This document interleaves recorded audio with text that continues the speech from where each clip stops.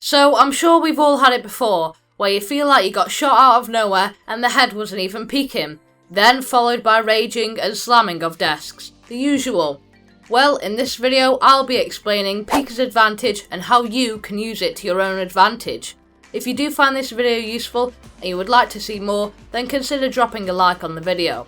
If there are any topics that you would like me to cover next, or if you have a specific topic that you are struggling with and would like me to cover them, well, comment it down below so I know to do them. If you are new around here, welcome, and I hope you enjoyed the video, so let's get on into it. So you may be wondering to yourself, well, what is Peeker's advantage? Well, right now on your screen there'll be a clip showing you what Peeker's advantage is. Now, as you can see, when I'm peeking around the corner, I managed to get a headshot on the opposition and I managed to kill them. Now, from my point of view, it's very hard to actually see the enemy's body, and this is because that I'm moving side to side whilst shooting. From an enemy's point of view, this would have looked like that my head popped out of nowhere and then I managed to get that headshot on them to kill them. And this is because I was using Peeker's advantage to my own advantage. Peeker's advantage is a concept that you may have heard before, as it's commonly used in many other FPS games, including Rainbow Six Siege. So if we go ahead and take a look at what I did to use Peeker's advantage to my own advantage here.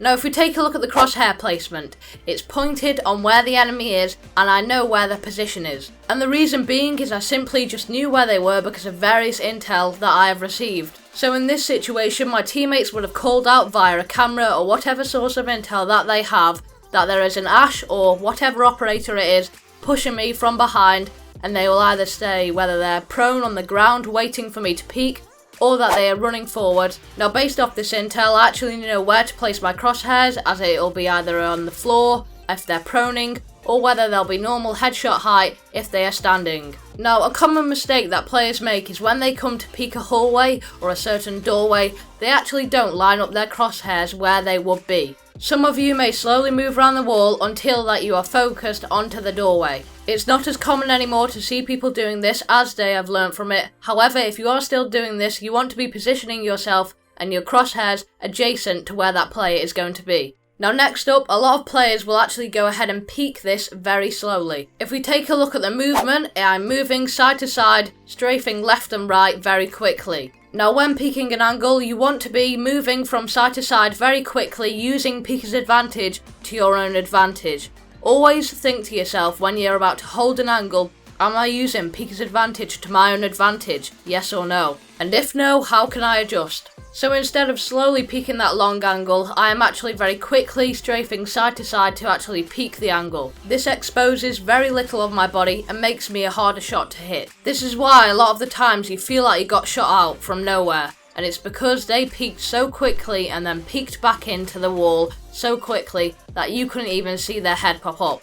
To them, it would have looked a lot different. To them, it would have looked like they would have seen you for around about a second and then peeked back. Now, before I move on to the final tip of Peeker's advantage, there's a common mistake that players will make. A lot of people think that if they crouch when they're going to peek an angle or hold an angle, it'll actually make them a lot harder to hit. But the fact is, you're exposing your body more. And the reason being is when you crouch, peek around the corner, you're actually going to be exposing a little bit of your body before you even actually get round that corner yourself and line your crosshairs up. Now, the final tip is that I was pre-firing. Pre-firing common holding spots is a very good way of picking up easy kills. And I've mentioned this before, if you don't have any intel on the enemy or where they're positioned, pre-fire spots that they are most likely to hold down. And if you don't know any at the moment, this will improve over time as you begin to find more of these and experience those situations. This also links in with Peeker's advantage because, as you can see, I was actually pre-firing when I was strafing side to side. Now, the reason as to why I chose to pre-fire is because I knew where he was, because I had the intel received from my teammates, and this is very important. For example, if you're playing on Villa and you get a call out from your teammates that there is a Jaeger holding down 90 hallway on Villa, when you go ahead and peek the corner, you're going to be pre-firing because you know where that Jaeger is positioned. However, it may not be the best idea to always pre-fire if you haven't been given that information by your teammates due to it exposing your position if that defender isn't there. So you will have to do some decision making of your own based off your situation and circumstances. So now that I've given you these tips, you can start using Peeker's advantage to your own advantage.